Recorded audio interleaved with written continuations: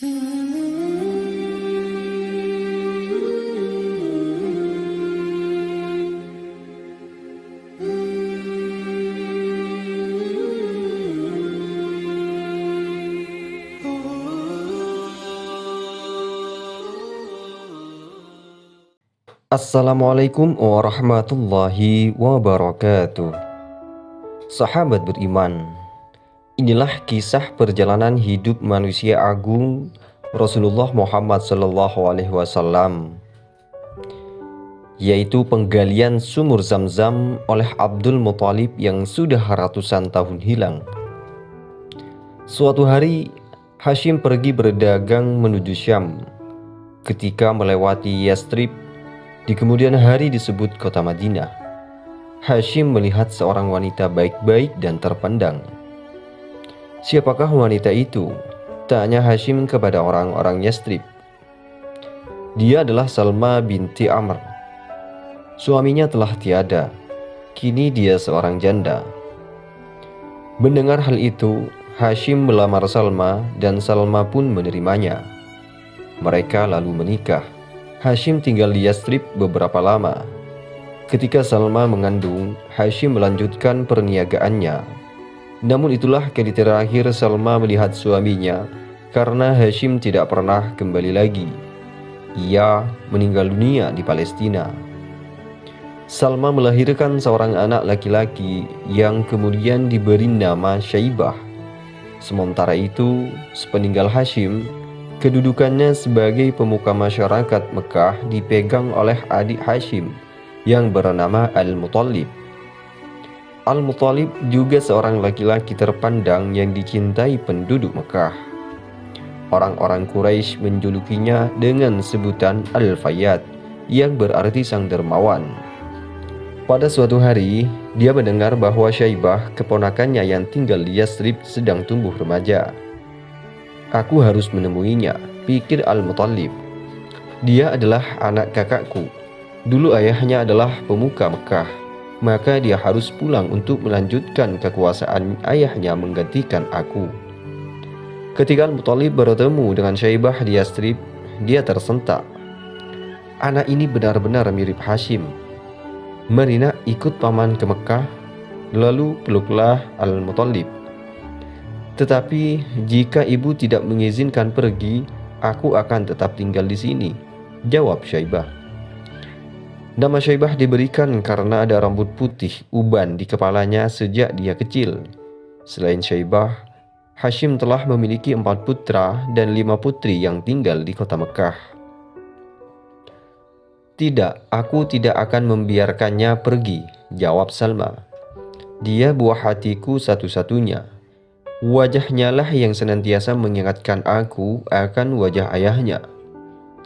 "Aku juga menyayangi Hashim," jawab Al-Muthalib. "Bukan cuma aku, tetapi penduduk kota Mekah juga menyayanginya. Mereka pasti akan senang sekali menyambut kedatangan putra Hashim. Begitu melihat wajah anak ini, rasa sayangku timbul kepadanya, seolah-olah aku melihat Hashim hidup kembali dan berdiri di hadapanku. Izinkan aku membawanya pergi. Sesungguhnya Mekah adalah kerajaan ayahnya, dan Mekah adalah tanah suci yang dicintai oleh seluruh bangsa Arab. Tidakkah pantas putramu pergi ke sana dan melanjutkan pemerintahan ayahnya?" Salma memandang Syaibah dengan mata berkaca-kaca. Hatinya ingin agar putra satu-satunya itu tetap tinggal di sisinya. Namun, ia tahu masa depan Syaibah bukan di Yastrib, melainkan di Mekah. Akhirnya ia pun mengangguk. "Baiklah, kuizinkan ia pergi." Dengan amat gembira, Al-Muthalib mengajak keponakannya itu pulang.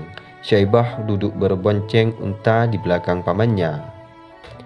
Ketika mereka tiba di kota Mekah, orang-orang menyangka bahwa anak yang duduk di belakang Al-Muthalib adalah budaknya, Abdul Muthalib, yaitu budak Al-Muthalib.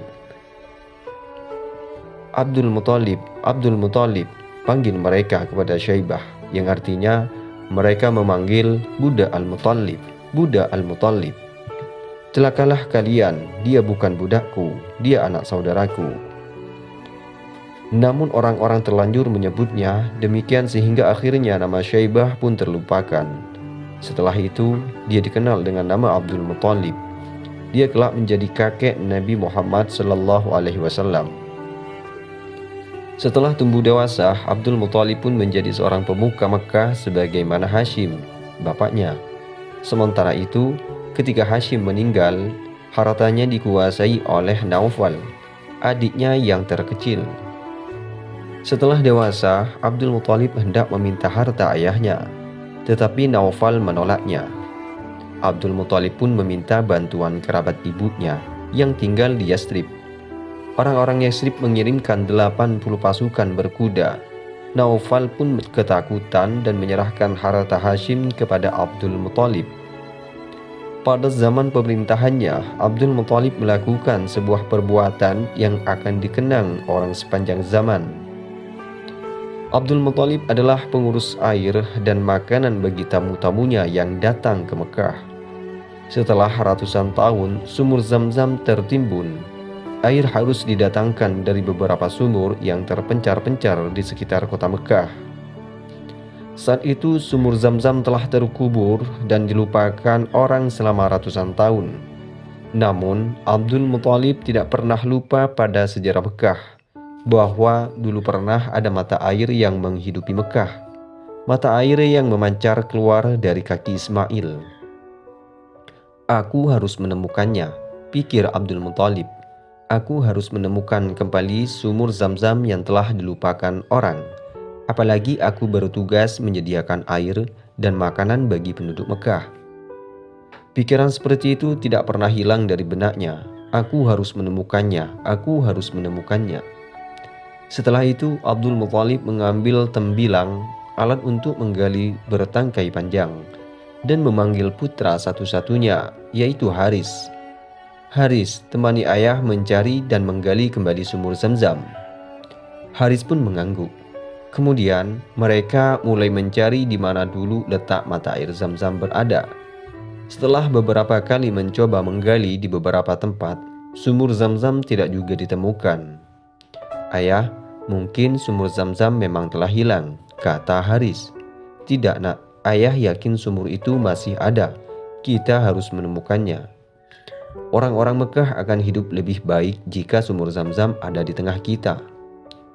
Namun dengan gigih keduanya pun terus mencari sumur Zam-Zam tersebut. Orang-orang Quraisy, penduduk asli kota Mekah, melihat perbuatan mereka dengan heran. Mengapa engkau masih terus menggali, Abdul Muthalib?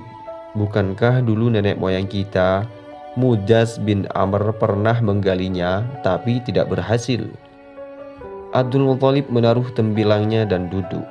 Ya, ratusan tahun yang lalu Mudaz bin Amr, mertua Nabi Ismail alaihissalam, pernah mencoba menggali Zam-Zam tapi tidak berhasil. Padahal saat itu Mudaz telah mempersembahkan sesaji berupa pedang dan pelana berpangkal emas agar sumur Zam-Zam ditemukan. Lalu Abdul Muthalib pun bernazar, kalau saja aku mempunyai 10 anak laki-laki, kemudian setelah semuanya dewasa, aku tidak memperoleh anak lagi seperti ketika sedang menggali sumur Zam-Zam, maka salah seorang di antara 10 anak itu akan kusembelih di Ka'bah sebagai kurban untuk Tuhan. Ternyata takdir memang menentukan demikian. Abdul Muthalib akhirnya mendapat 10 orang anak laki-laki. Setelah semua anak berangkat dewasa, ia tidak memperoleh anak lagi. Dipanggilnya ke 10 orang anak itu, termasuk si bungsu, Abdullah, yang amat disayangi dan dicintainya. Aku pernah bernazar untuk menyembelih salah seorang di antara kalian jika Tuhan memberiku 10 orang anak laki-laki. Lalu ke-10 anaknya terdiam. Mereka memahami persoalan itu. Mereka juga melihat kebingungan yang sangat luar biasa di mata ayah mereka yang berkaca-kaca. Namun, aku tidak bisa menentukan siapa di antara kalian yang harus kusembelih.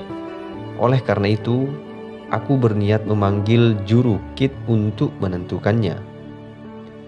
Di hadapan patung dewa tertinggi Ka'bah, juru kit atau anak panah meminta setiap anak menulis namanya masing-masing di atas bukit tersebut.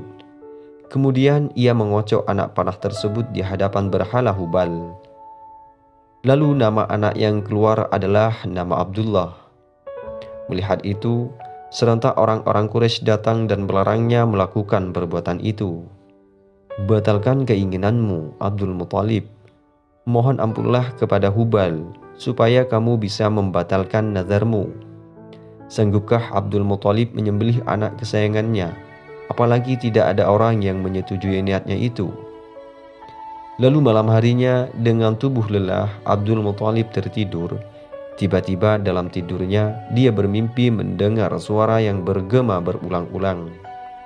"Temukan sumur Zam-Zam itu, wahai Abdul Muthalib. Temukan sumur Zam-Zam, temukan." Lalu Abdul Muthalib terbangun dengan keyakinan dan semangat baru. Esoknya dia mengajak Haris kembali untuk menggali dan menggali lebih giat. Rasa heran orang-orang Quraisy yang melihatnya berubah menjadi tawa. "Kasihan Abdul Muthalib, mungkin dia sudah kehilangan akal sehatnya," kata mereka satu sama lain. Suatu saat ketika mereka sedang menggali di antara berhala Isaf dan Na'ilah, air membersit. "Air, Haris, lihat ada air," seru Abdul Muthalib saking kagetnya. "Ayo kita gali terus. Ayah, ayo gali terus." Ketika mereka menggali lebih dalam, tampaklah pedang-pedang dan pelana emas yang pernah ditaruh oleh Mudzaz bin Amr dahulu. Melihat penemuan itu, orang-orang Quraisy datang berbondong-bondong. "Abdul Muthalib, mari kita berbagi air dan harta emas itu," pinta mereka.